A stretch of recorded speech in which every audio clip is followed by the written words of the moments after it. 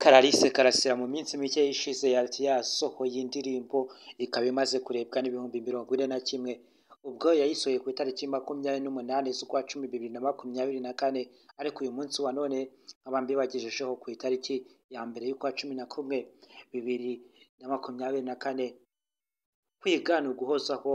Hari abantu batigeze babimenya ko iyi ndirimbo yayisohoye yayise Icyimbo ni indirimbo nziza cyane ikozwe neza kandi ntabwo ajya akunda kugaragara cyane ku mbuga nkoranyambaga cyangwa se kuri za kamera, ajya akora ibintu bye yitonze gake.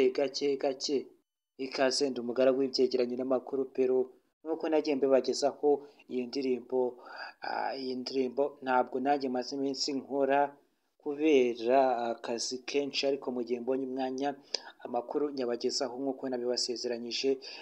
Niyo mpano yanjye cyangwa se niyo ntego yanjye, niwo muhamagaro wanjye kugira ngo mbahe amakuru 5 kuri 5. Iyi ndirimbo yise Icyimbo ni indirimbo cyane ikozwe neza cyane. Ikindi iyi ndirimbo ikaba ikunzwe ku bihumbi 41 ugereranyije James mu minsi mike nawe ishize yasohoye indirimbo yise Ride or Die kandi akaba amaze producer wayimutunganyirije umuntu ukizamuka na Bwigise ari ba producer barenze King James ari gufasha abantu benshi cyane bakizamuka. Ibyo nagiraga ngo mbagezeho nkawe ikindi y'aba producer abantu bose uyu munsi nanone abantu bakizamuka nabo bahita bagafata nabo bakazamura abandi. Yayise Ride or Die ni indirimbo inde King James